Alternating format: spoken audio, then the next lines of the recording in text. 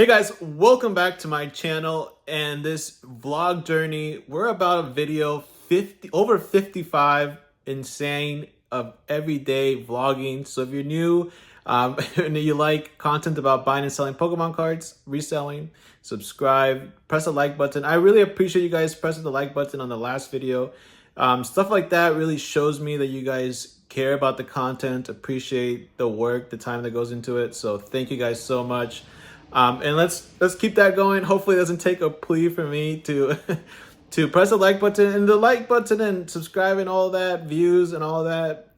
Fams, I'm not trying to get viral or huge on YouTube, but YouTube will push videos that you keep watching, that you like.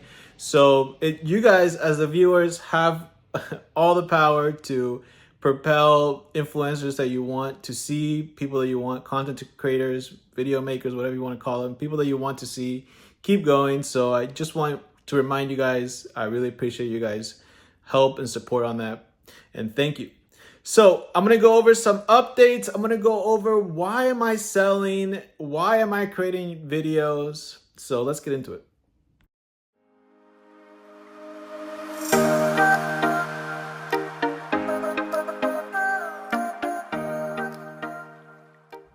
And as usual, as we go through these topics, I'm going to overlay some footage of me processing vintage bulk Pokemon cards.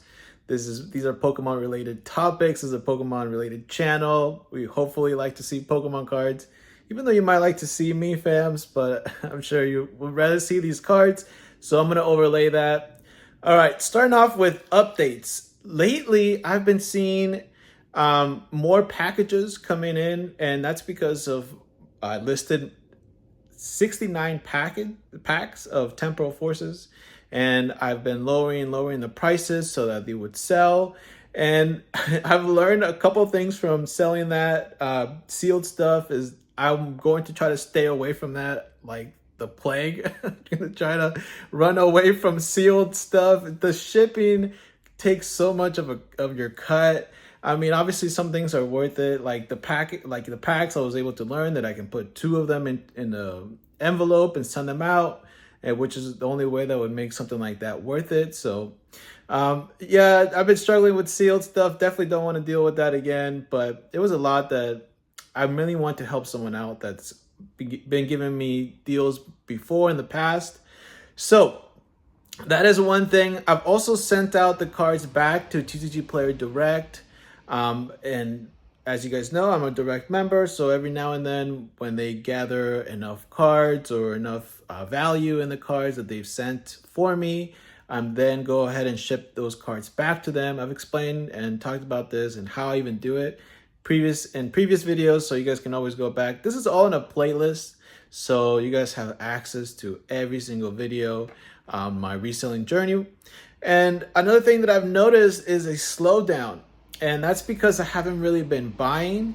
As you guys have known, if you've been following along with me, that I stopped buying so that I can really gauge how much profit I'm making, because not too long ago, I started off with $6,000 I took out from the stock market. I also had inventory from just previously adding to my store, but I wasn't taking it serious before.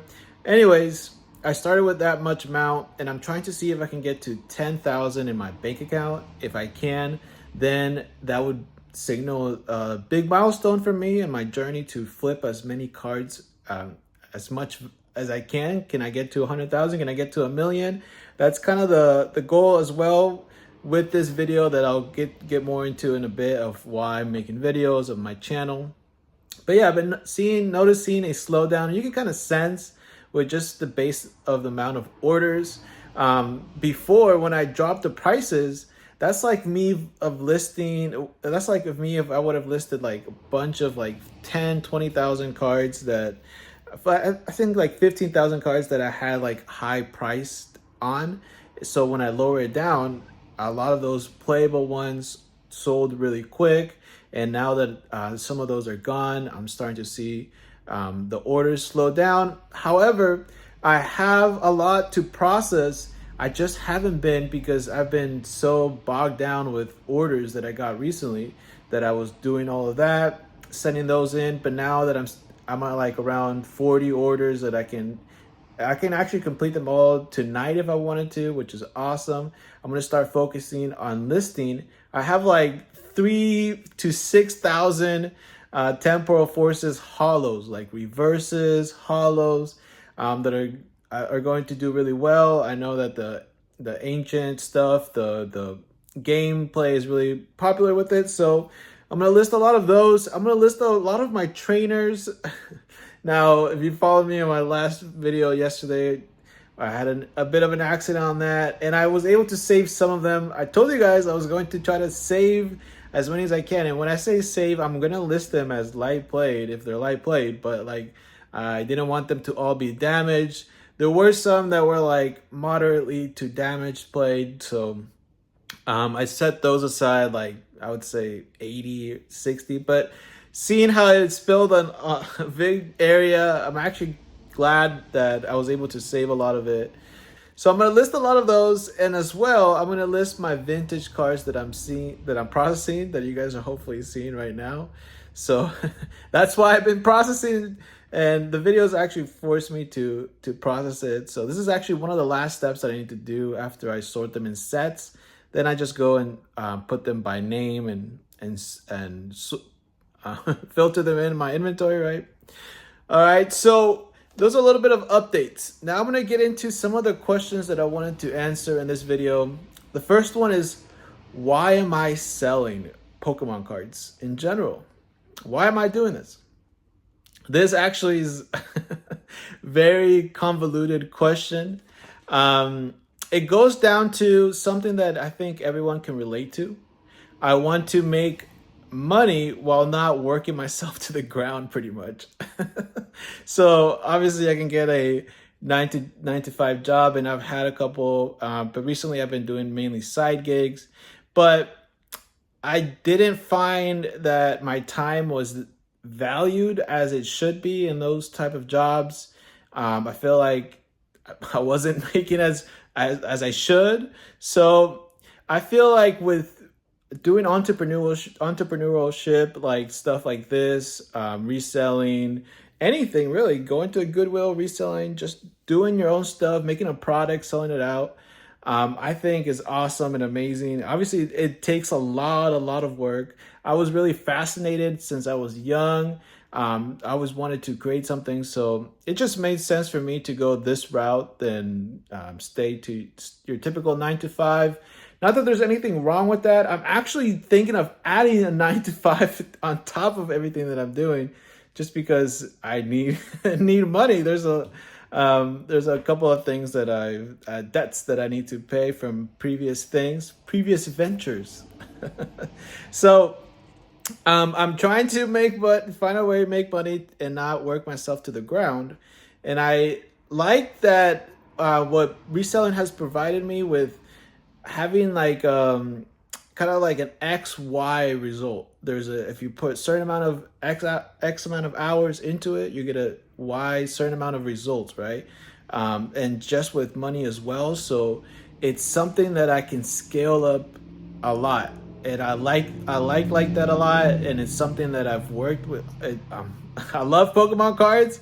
I collect, right? So it just makes a lot of sense for me to take on this venture, and pretty much just want to get away from the rat race, right? Don't want to have someone be in control of my time. I feel like I'm the best person to have control of my time, to make the best decisions with my time. So it's really that entrepreneurship setting.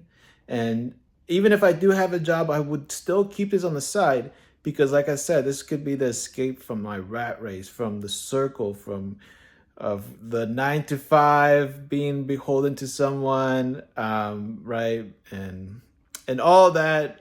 So I'm going to try to escape that with this. Even if I do have a job, I would keep this on the side, because this could keep growing and growing and growing. So that's another reason why I would want to also do a job on the side. I don't want to stagnate the growth. I see this buying and selling Pokemon cards as like a snowball effect. Like right, you roll down a snowball and it gets bigger and bigger and bigger, If you take money out of it, then you stop the progression of that snowball. And though another more real example is, if I take money now out of it and not get to my 10,000, then I wouldn't have the 10,000 to then potentially make me 20,000, right? So I use money to make more money.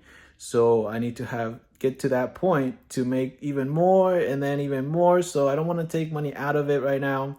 And I do have other things to pay. So that's kind of the reason why I would want to take another part-time job. But anyways, this I see selling Pokemon cards as an escape of all that. And there are other reasons as well. Like, I want to be able to buy some of these high-end cards that I would have never been able to before, even if it's just to handle it, even if I'm just going to be buying and selling it. That would be amazing. I would want to be able to buy lots that are like 50, 30,000, have access to things in the hobby that I normally wouldn't be able to because of buying and selling, and be able to make a good amount of money from it. So that also goes into my second question of why YouTube. And since I'm going to be doing something like this, I figured it would be the best idea to try to document it in form of video, vlogs, or some sort of content, right? I actually thought about podcasts. A lot of what to do is talking. So maybe you see a podcast coming in the future. But yeah, if I'm going to try to flip and do something out of the ordinary, abnormal, extraordinary, I think it would be a good idea to document it. There's a lot of, I also don't think there's people in my hobby, in my space, that I feel like there's a lot of fakeness in my space. And it could be just because of like being played down to a younger audience, right? But Pokemon cards is usually more targeted to your younger audience. But I feel a lot of it is fake, so I want to bring some honest, truthful. If you guys get that from me, again, press the like button. Help me out. Keep going. I'm actually in the middle of, or about to be monetized again. That was monetized before. It was through my live streaming stuff, but then I gave all that up. I stopped making videos. I got demonetized because I didn't make any content for like a year. And then I came back again, making videos that I actually enjoy, that I want to see, would watch myself, right? Enticing as well, and stimulating more than just opening up Pokemon cards and like, hey, this is a hit. So press the like button if you like that. Yeah, I want to show you guys if it's even possible as well. Give you guys a real perspective on it. Show you guys if I do get to crazy amounts, you guys can go back and you guys will see how I did it. Everything is public. So that's kind of the reason. And also there's a couple more reasons. I can actually go on about this for a while. Giving back to the community is something that I mentioned before. I've got a lot of info from YouTube content creators, so I want to be able to give my mix, put some of the my thoughts and experience back into it. And that's a little bit of why I'm creating videos, why I'm doing this journey, and a little bit of my philosophy on life, right? There's a couple things in the pipeline. There's going to be a couple lots. There are 2 lots that hopefully I'm going to be picking up soon. One that I've told you guys before and one that I haven't mentioned. So stay tuned and I'll see you guys next time. Later.